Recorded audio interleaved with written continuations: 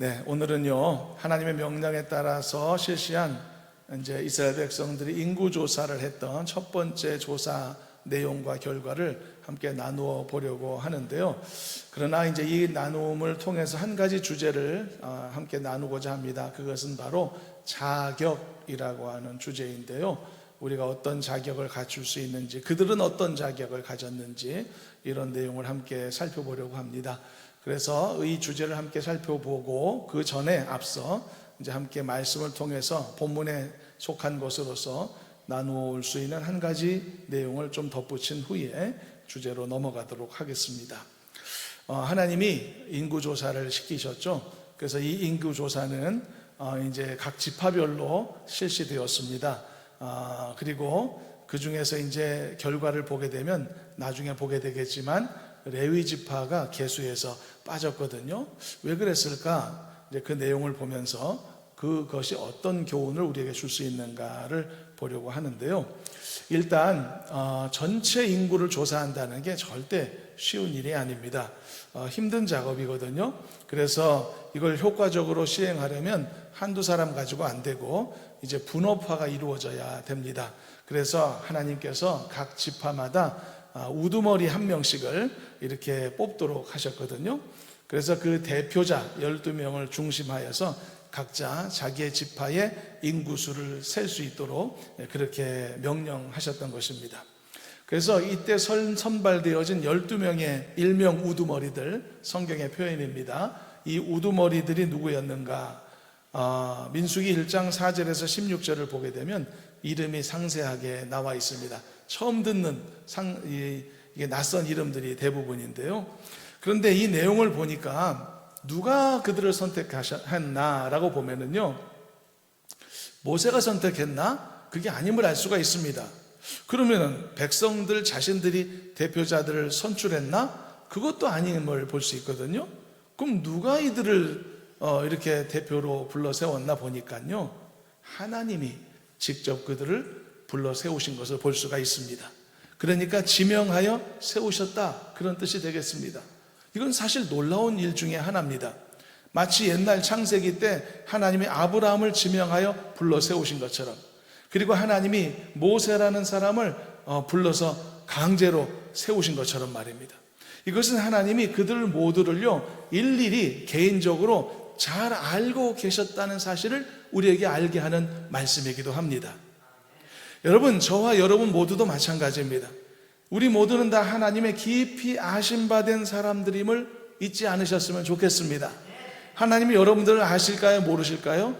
알고 계시는 겁니다. 하나님이 저를 아실까요? 모르실까요? 잘 알고 계시는 것입니다. 하나님이 인구조사한 모든 사람을 다 알고 계실까요? 당연히 잘 알고 계시는 겁니다. 이 본문의 인구조사 결과 싸움에 나갈 만한 장정만 계산해 봤는데 60만 3,550명이었다고 하지 않습니까? 그렇다면 그 수십만 명의 사람들을 잘 알고 계신다는 것이 무슨 의미입니까? 그 사람들의 이름을 다 외우고 계실까요? 그건 아닐까요? 여러분, 이름도 다 알고 계시는 겁니다. 그렇기 때문에 그들 중에 12사람의 이름을 부르셨을 것 아닙니까? 그리고 직접 호명하셨단 말이죠. 여러분, 그래서 하나님이 나를 아신다는 게 무슨 뜻인지를 좀 깊이 알 필요가 있습니다. 하나님이 아신다는 게 뭘까요, 여러분? 나의 이름을 모르신다면 나를 아신다는 말이 이게 성립이 될까요? 이름도 모르시는데? 또 반대로 생각해도 그렇습니다.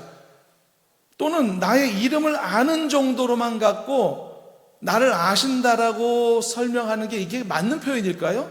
단지 이름만 아는데? 그래서 여러분, 하나님이 나를 아신다는 것은 나의 모든 걸 아신다는 뜻이므로 기적 중에 기적이라는 것을 알아야 합니다. 하나님이 나만 아시는 것도 아니잖아요. 60만 명의 전체를 아신단 말입니다. 엄청난 전지전능하심의 결과인 것을 우리가 알 필요가 있는 것입니다.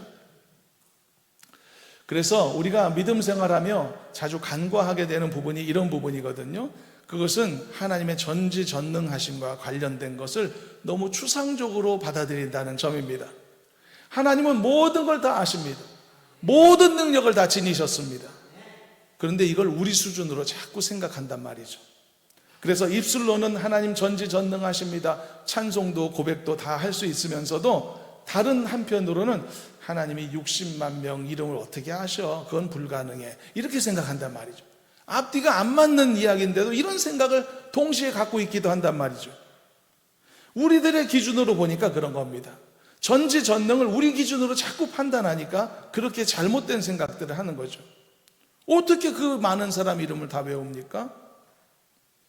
며칠 전에 신방을 갔을 때 둘러앉아서 대화를 나누고 있는데요, 그 권사님이 자신의 딸들의 나이를 헷갈려서 몇 살인지 물어보시는 모습을 볼 수가 있었습니다. 그럴 수도 있죠. 그러기도 할 수 있습니다. 또 공교롭게 어저께도 이제 그 리더 야유회 다녀왔지 않습니까? 그때 갔었을 때도 제가 어떤 권사님에게 막내딸 나이를 제가 갑자기 묻긴 했습니다. 몇 살이죠? 갑자기 물었는데 당황하시면서 대답을 못 하시는 모습을 보기도 했었습니다. 40대 언저리이긴 하다. 그런데 40대 언저리 그 정도 답은 누가 못합니까? 연세가 들면 그럴 수도 있는 것이 아닙니까? 인간이 그렇게 연약한 존재란 말이죠. 자녀가 아무리 많아도 한 사람 자녀 10명, 20명 되겠습니까만, 그런데도 불구하고 때로는 자식 이름도 헷갈리기도 하고 자식의 나이도 잘 가물가물하기도 하는 게 인간의 약한 모습이란 말이죠. 그래서 이런 우리의 인간의 연약함의 기준으로 자꾸 보니까 하나님이 전지전능하시다는 것은 인정하고 고백하기도 하면서도 한편으로는 60만 명의 이름을 어떻게 외워? 생각을 하지 않는 것입니다. 그런데 그건 잘못된 생각이죠. 여러분, 제 이름 알고 계시지 않겠습니까? 하나님이? 제 이름 모르시겠습니까? 대일교회 담임 목사인데. 여러분들은 이름 모르실까요? 성도들이니까. 그건 조금 곤란할까요? 예배만 잠깐 드리고 가시니까 하나님도 가물가물하실까요? 그렇지 않다는 것입니다. 하나님 우리 모두의 이름을 잘 알고 계십니다. 이름만 안다고 할까요? 그렇게 아니기 때문에 하나님 우리의 삶의 모든 형편과 사정과 깊은 내막까지 하나님은 다 파악하고 계신다는 사실입니다. 이게 하나님 편에서 내가 너를 안다라고 하는 의미인 것이죠. 그래서 하나님 편에서는 이건 당연한 것이지만 우리 쪽에서는 이건 엄청난 감동이고 기적 중에 기적이 아닐 수 없는 겁니다. 하나님이 내 이름을 알고 계시다니. 하나님이 성전에서 사무엘의 이름을 부르셨죠. 그때 당연히 하나님이 어떻게 부르셨죠? 이름을 불렀습니다. 사무엘아, 사무엘아. 감동적 장면이죠.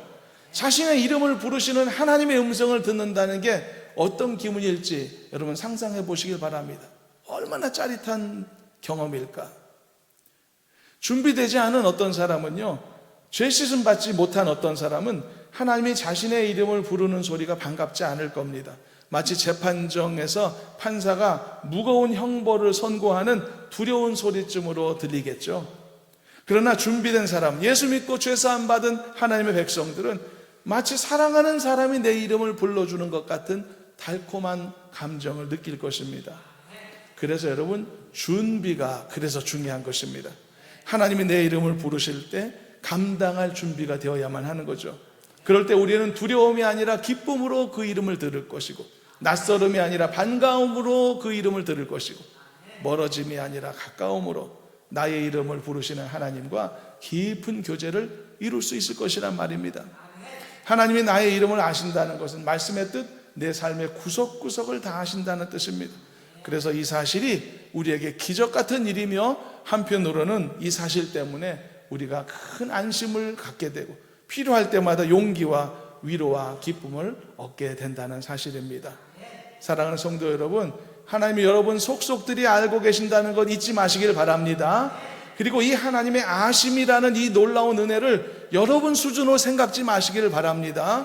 하나님은 모든 것을 다 알고 계시고 정확히 파악하고 계시고, 그러므로 여러분들을 가장 선한 길로 인도하실 수 있는 유일한 존재시라는 사실을 잊지 말고 더 하나님을 신뢰하고 의지하고 매달려 붙잡는 여러분 되기를 주님의 이름으로 축원합니다.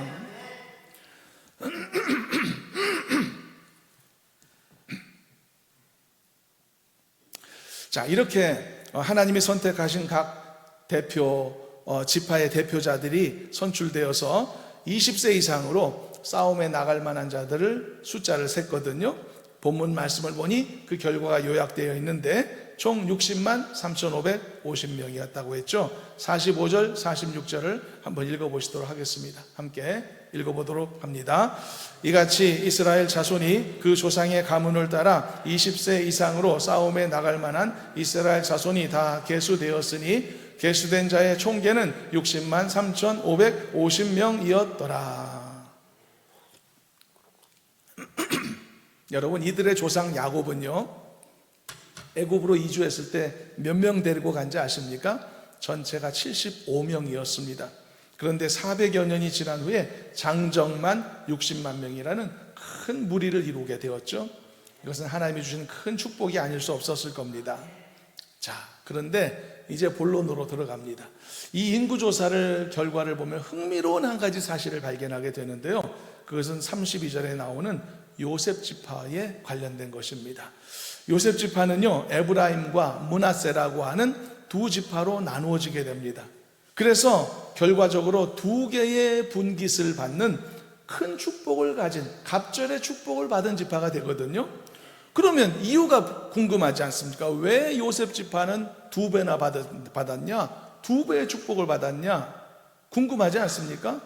이것은요, 그동안 야곱의 이 가문이 생존하고 번영함에 있어서 요셉이라는 사람이 큰 역할을 했기 때문이죠. 창세기에 나오는 요셉의 이야기를 아시는 분은 얼마든지 공감할 수 있을 겁니다. 배나 축복을 받을 만했죠. 요셉이 먼저 애굽에 내려갔죠. 그래서 형제와 부모를 다 초청했죠. 그리고 그 죽음의 기근에서 모든 형제와 부모를 다 살려줬지 않습니까?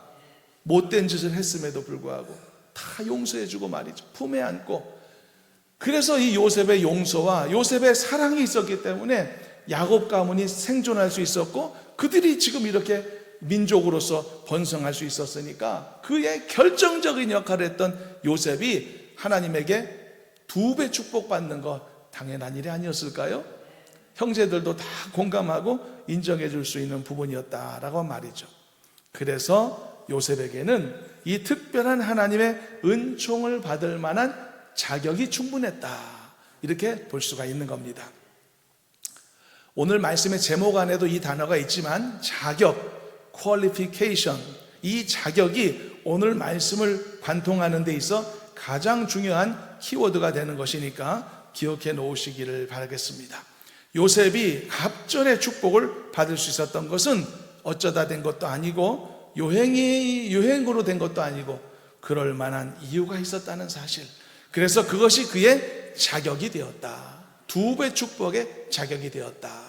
이런 말씀입니다. 자, 그렇다면 여기에서 궁금증이 한 가지가 또 발생됩니다. 요셉 지파가 두 배를 받았다면 누군가는 손해보는 것 아니었을까요?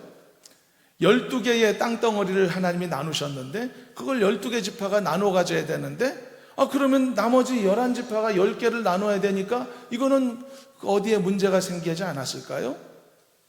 요셉 지파는 에브라임, 므낫세 두 지파로 갈라져서 사실상 이스라엘은 13지파가 됐거든요. 근데 땅덩어리는 12개. 누군가가 손해봐야 되는데. 그런데 여러분, 이 문제는 아주 간단하게 해결이 되었습니다. 그것은요, 요셉 지파가 두 배를 가져가는 그 와중에 레위 지파는 자신의 몫을 받는 것에서 제외되었기 때문이죠. 아니, 그러면 한 지파는 갑절의 축복의 자격을 가져서 두 배의 몫을 차지한 건 좋다. 그런데 그 와중에 어떤 한 지파는 이렇게 안타깝게 제외되는 손해를 봐야 한단 말인가? 일단 외적으로 보면 이게 사실로 보여지죠. 정말 레위 지파는 아무 토지도 못 받았거든요. 레위 지파가 사라졌다는 뜻은 아닙니다. 분깃을 정하고 땅을 나누고 진영을 짜고 전쟁에 나가고 이런 모든 것에서 제외되었음을 의미합니다. 그래서 인구조사에도 제외되었거든요. 아예 숫자조차도 안 셌단 말이죠. 그렇다면 왜 레위 지파는 무슨 잘못을 저질렀길래, 무슨 자격을 상실했길래 이 모든 일에 제외되었던 것일까?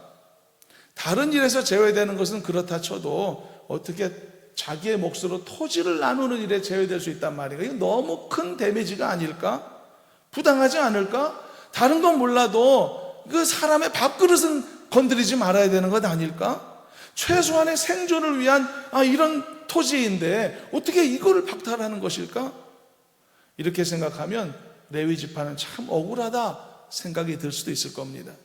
자, 그런데요, 정답을 말씀하면 레위 지파가 무언가 잘못해서 자격을 상실했기 때문이 아니고요, 그들이 성막에서 하나님께 제사 드리는 일을, 관련된 일을 전적으로 담당할 수 있도록 하나님이 그들을 거룩하게 구별하셨기 때문이었던 거죠. 그러므로 레위 지파가요, 자신들의 분깃으로 토지를 못 받은 것은 요셉 지파가 2배나 더 받은 것에 대한 희생이나 불이익, 그게 아니었다는 뜻입니다. 이것은 하나님이 레위에게만 허락해 주신 전혀 다른 방향과 차원에서의 축복이었으며 갑절의 혜택이었다는 뜻이죠. 그래서 정리해 보겠습니다. 오늘 말씀에는요, 축복받은 2개 지파가 나오는 겁니다. 그런 셈인 겁니다. 앞에서 말씀했던 요셉 지파도 하나님의 축복을 받아 갑절의 이 토지를 얻었던 것이고요, 그럼 레위 지파도 하나님의 축복을 받은 겁니다. 그래서 분깃을 받는 것에 제외되긴 했으나 오직 하나님의 일만을 감당하는 직책을 받게 되었다는 뜻이죠. 그러니까 결론적으로 우리가 축복의 개념 정의가 하나가 더 생깁니다. 어떤 지파는요, 갑절을 받는 게 하나님의 축복이었습니다. 근데 어떤 지파는 갑절은커녕 아무것도 받지 못하는 것이 오히려 하나님의 축복이었던 거죠. 이 사실은 우리에게 뭘 알려주죠? 한 가지 깨닫는 게 있습니다. 하나님이 베푸시는 축복이라는 것은요, 우리가 눈으로 볼 수 있고 손가락으로 셀 수 있는 그런 것들로만 계산되는 게 아니라는 사실입니다. 그렇게 천편일률적으로 사람 생각과 숫자로 계산되어서 취급될 만한 성격이 아니라는 것입니다. 그것은 여러분, 하나님의 축복은요, 그가 받은 게 무엇이든지 간에 하나님이 그것을 복의 의미로 전달하신다면 그게 그에게 가장 큰 축복이 되는 것입니다. 믿으시기를 바랍니다. 그래서 어떤 경우에는요, 형통한 것이 축복일 수도 있지만 때로는 어떤 경우에는 불통한 것도 하나님의 축복으로 사용될 수 있는 것이라는 말입니다. 왜냐하면 하나님은요, 때로는 불통함을 통해서 나를 깨닫게 하실 수 있고 잘못된 길을 걸어가는 나를 바른 길로 돌이키실 수도 있기 때문이라는 말입니다. 이런 경우에는 불통함이 나에게 큰 축복인 것이죠. 사랑하는 여러분, 그래서 형통함 속에서 하나님이 전달하시는 축복도 풍성히 경험하시길 바라고, 때로는 불통함 속에서도 하나님이 담아 놓으신 궁극적인 하나님의 축복을 찾아낼 수 있는 인내함과 지혜로움이 여러분들의 있기를 주님의 이름으로 축원합니다. 그렇다면 왜 요셉 지파는 갑절의 축복을 받았고 왜 레위 지파는 이런 구별된 축복을 받았을까? 이유가 있었을 거란 말이죠. 그 이유를 우리가 찾을 수 있다면 이들이 축복받을 자격을 갖춘 것에 대해 우리도 도전받고 우리도 이런 자격을 갖추어야 되겠구나 도전받을 수 있을 것이란 말입니다. 요셉 지파가 받은 갑절의 축복의 자격에 대해서는 앞에서 살펴봤죠. 요셉이 자신의 형제 부모를 용서하고 사랑으로 보듬고 그리고 보호해 주었다는 것. 그러면 레위 지파에게는 어떤 자격이 있었을 것 같습니까? 자격이 있었을 텐데 어떤 이유가 있을까? 일단 여러분, 내용을 보기 앞서 먼저 한 가지를 정리하고 인정하고 넘어갔으면 좋겠습니다. 만일 여러분, 우리가요 성경을 통해서 하나님이 레위 지파를 거룩하게 구별하신 특별한 이유를 우리가 찾아내지 못할 수도 있습니다. 발견하지 못할 수도 있거든요. 그렇다 하더라도, 그래서 내가 그 이유가 뭔지 잘 모르겠다 하더라도 모든 하나님의 결정과 모든 하나님의 선택하심에는 항상 깊은 섭리와 하나님의 뜻과 풍성한 이유가 존재한다는 사실만큼은 인정해야 되겠습니다. 인정하시기로 결정하시겠죠? 이 사실만큼은 먼저 우리가 시인해야 됩니다. 내가 못 찾았다고 해서 없는 건 아니니까요, 여러분. 내가 내 방 안에서 뭔가 잃어버렸어요, 작은 걸. 또르르 굴러가서 장롱 안에 들어갔는지 침대 밑에 들어갔는지 아무리 찾아도 찾을 수가 없어요. 내 방 안에서 잃어버렸어요. 찾다가 포기하면서 이거 없구나, 그 생각이 맞습니까? 그 말이? 내가 못 찾았을 뿐이지 분명히 방 안에 어딘가 있거든요. 내가 모른다고 해서 모르는 건 다 없다, 이런 어리석은 불가지론자들은 가장 세상에서 미련한 자들입니다. 내가 볼 수 있는 영원한 세상이 없고 영원한 생명이 없고 내가 못 보기 때문에 보이지 않는 하나님, 보이지 않는 영적 세계가 내 눈에 안 보이니까 나는 인정할 수 없다. 가장 미련한 사람입니다. 내가 인지할 수 없다고 해서 존재를 부인하는 것처럼 무지한 사람은 세상에 없습니다. 그래서 여러분, 하나님께서 어떤 이유를 가지고 레위 지파를 선택하셨는가? 무슨 자격이 있어서? 모를 수도 있고 못 찾을 수도 있습니다. 그건 당연할 수도 있습니다.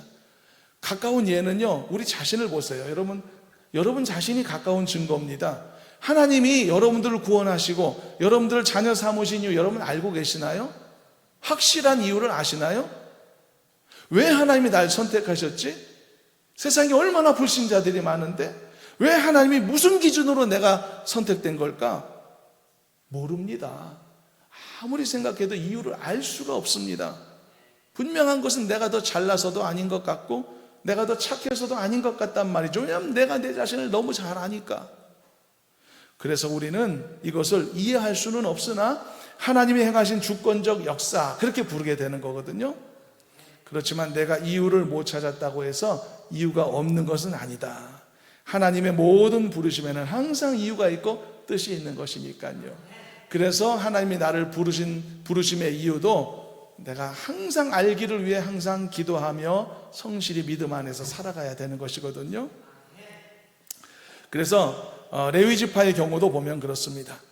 한번 생각해 보면요, 하나님이 애굽에서 노예 생활하던 이스라엘을 구해내기 위해 누구를 택하셨죠? 먼저 모세를 택하셨단 말입니다. 모세가 어느 지파 사람인지 아시나요?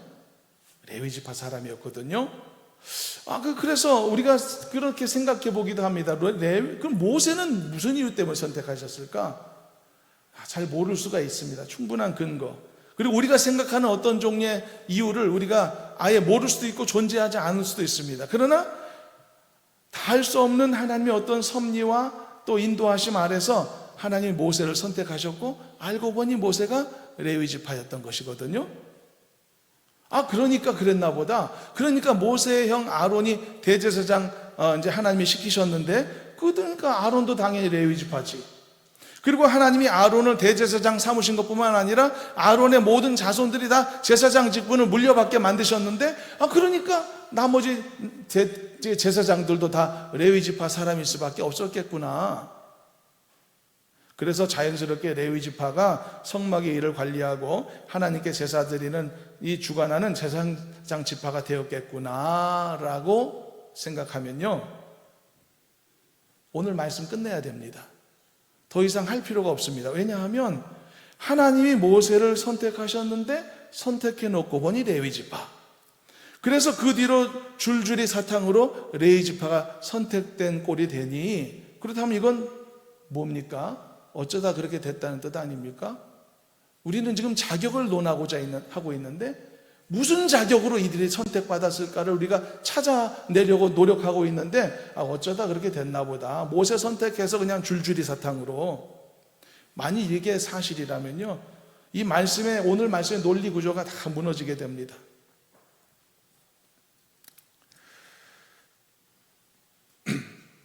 그래서 여러분, 우리가 다 알 수 없는 어떤 하나님의 깊은 섭리 속에 하나님께서 모세를 선택하셨던 것이고, 그리고 레위 지파는 어떤 이유가 있어 하나님의 특별한 갑절의 은혜와 축복을 받은 것이라고 우리가 간주해야 되거든요. 그렇다면 오늘 말씀의 키워드가 뭐라고 했죠?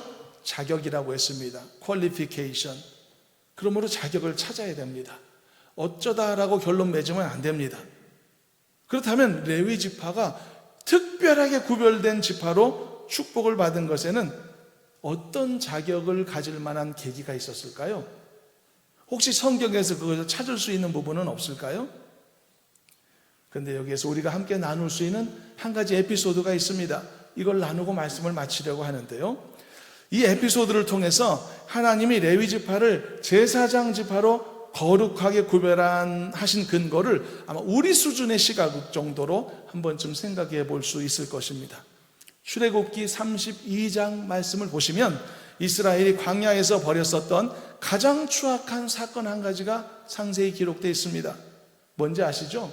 금송아지 우상 숭배 사건입니다. 시내산에 올라간 모세가 오랫동안 안 내려오니까 참지 못한 이 백성들이 시내산 아래서 금송아지 우상을 만들었죠. 아론은 그건 허락해 주고요. 하나님이 이걸 보시고는 아직 시내산 위에 머물러 있는 모세에게 다 알려주셨죠. 그리고 모세에게 이렇게 말씀하십니다. 엄청난 말씀하시죠. 내가 그들에게 진노하여 그들을 싹 다 없애버리겠다. 그리고 모세야, 내가 너를 선택하여 큰 민족을 만들어주겠다.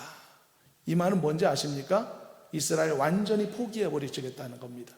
옛날 아브라함을 선택하셨던 그 같은 선택을 모세로부터 새로 시작하시겠다는 뜻이거든요. 청천벽력 같은 위기의 순간이었죠.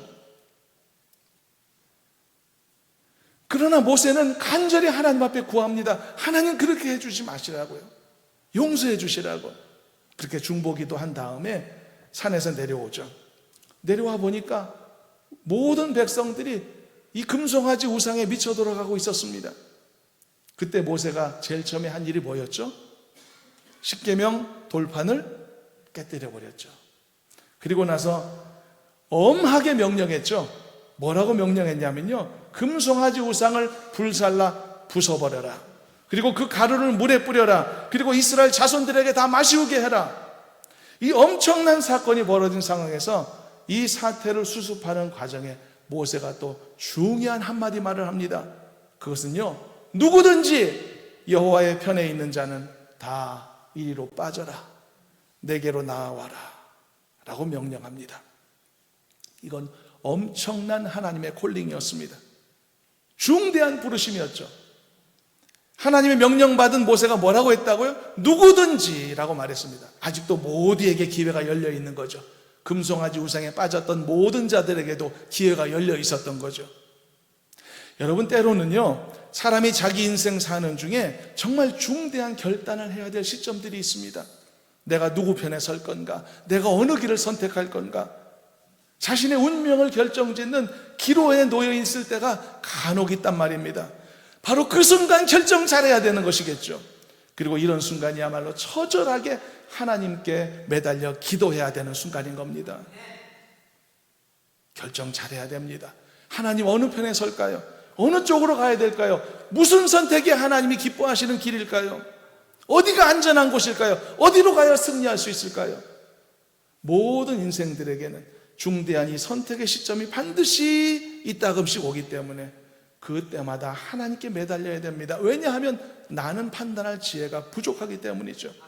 그렇기 때문에 나를 옳은 길로, 바른 길로, 선한 길로 인도하시는 하나님의 은혜가 하나님께 묻고 매달리는 자들에게 주어지는 겁니다. 사랑하는 여러분, 앞으로도 선택할 일들이 많으실 텐데 그때마다 하나님께 매달려 기도하시기를 축복합니다. 그럴 때 하나님이 가르쳐 주실 줄로 믿으시길 바랍니다. 그것이 여러분들에게 인생의 정답이 되는 것입니다.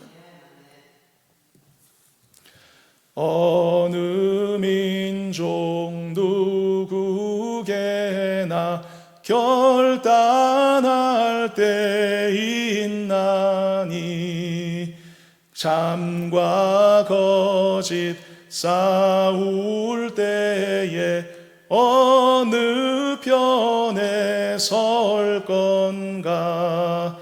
주가 주신 새 목표가 우리 앞에 보이니, 여기가 중요합니다.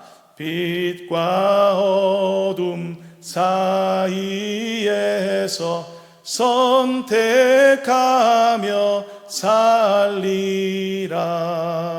할렐루야. 선택 항상 잘하시기를 축복합니다. 여러분들 앞에는 빛도 있지만 어둠도 있는 것입니다. 선함도 있지만 악함도 있는 것입니다. 선택 잘해야 되지 않겠습니까? 안전한 길로, 은혜의 길로, 축복의 길로, 승리의 길로 반드시 올바른 선택이 이루어져야 되지 않겠습니까? 그런데 이런 분별할 능력이 나에게 없단 말이죠. 그러면 어떻게 합니까? 끊임없이 하나님께 물어야 되는 것입니다. 그럴 때 하나님이 참된 길을 나에게 보여주시고 그 연기를 그 길을 선택할 수 있는 용기와 담대함도 아울러 허락해 주시는 겁니다. 이렇게 옳은 길을 선택할 때 하나님은 내 앞길을 지키시고 보호하신다는 말이죠. 이런 은혜가 있기를 축복합니다. 방금 찬송 586장 4절을 부를 텐데 이거는 같이 한번 부르도록 하겠습니다. 악이 비록 성하여도 진리 더욱 강하다. 진리 따라 살아갈 때 어려움도 당하리. 우리 가는 그 앞길에 어두운 장막 덮쳐도 중요한 부분, 하나님이 함께 계셔 항상 지켜주시리. 그대로 되기를 축원합니다. 우리가 하나님께 매달려 붙들려 참과 거짓 사이에 올바른 선택하기로 결단하고 하나님께 지혜를 구하면 하나님이 선한 길로 인도해 주실 것이고, 우리가 찬송한 것처럼 하나님이 항상 지켜주실 줄로 믿습니다. 자, 그래서 이 금송아지 우상숭배라는 엄청난 상황 속에, 모두가 다 나자빠진 상황 속에서 모세는 다시 한번 최종적으로 모든 백성들에게 선택의 기회를 제공했습니다. 뭐라고 말했다고요? 누구든지 괜찮다. 아직도 기회가 있다. 여호와의 편에 선 자 있으면 내게로 나와라. 엄청난 콜링이었죠. 중대한 부르심. 그렇다면 이 콜링에 어떤 결과가 있었을까요? 바로 그 순간에 이 모세의 콜링에 반응했던 사람들이 있었습니다. 그들이 누구였을 것 같습니까? 레위 지파 사람들이었던 거죠. 이스라엘의 엄청난 불순종과 우상숭배로 인해서 하나님께서 하나의 민족을 통째로 포기하시려고 했던 그 위태로운 순간, 그 위기의 상황 속에서 가장 먼저 돌이켰던 사람들이 누구였나? 가장 먼저 회개했던 사람들이 누구였냐? 레위 지파였단 말입니다. 그렇다면 그들의 이 위태로운 순간에서의 선택과 결단이 하나님이 그들을 선택하셨던 엄청난 축복의 자격이 되지 않았을까요? 예상해 볼 수 있는 부분 아닐까요? 하나님께서 왜 12가의 지파 중에서 왜 레위 지파를 거룩하게 구별하셨을까? 그 깊은 하나님의 뜻과 섭리는 우리가 이 사실을 통해서도 다 알 수는 없습니다. 그러나 혹시 성경 안에서 우리가 인지할 수 있고 이해할 수 있는 이야기들 속에서 그 이유를 찾을 수 있다면, 우리가 방금 나눈 이 에피소드가 혹시 하나님이 레위 지파를 그래도 성별하여 가까이 부르신 그 가장 가까운 근거가 될 수는 있지 않았을까? 이것이 우리가 성경을 통해서 레위 지파가 구별됨의 축복을 받을 수 있었던 자격이었다라고 우리가 함께 나누고 있는 것입니다. 자, 정리해 보겠습니다. 요셉 지파는요, 그리고 레위 지파는요, 하나님의 큰 축복을 받았습니다. 그런데 요셉 지파가 갑절의 축복을 받았는데 이유가 뭐라고 했죠? 자격이 있었습니다. 형제들을 살려주고 형제들을 용서하고 그리고 사랑으로 그들을 보듬는 엄청난 역할을 했기 때문에 갑절의 축복을 받을 자격이 충분했음을 우리가 볼 수 있었고요. 그리고 오늘 말씀을 통해 보았던 레위 지파는 그럼 어떤 자격을 우리가 찾을 수 있었는가? 모두가 다 그릇된 길로 빠져가던 중에 가장 먼저 돌이켜 회개하였고 하나님 편에 서기로 결단함으로써 하나님의 거룩한 사역을 위한 구별됨의 축복의 자격을 갖추었던 것입니다. 요셉은요, 모든 백성, 이 자기 형제 부모가 다 기아로 굶어 죽어갈 그 상황 속에서 그들을 보호함으로 그들의 생명을 건졌다면, 그럼 레위 지파는 어땠을까요? 하나님이 다 진멸시켜 버리겠다고 말씀하셨지 않습니까?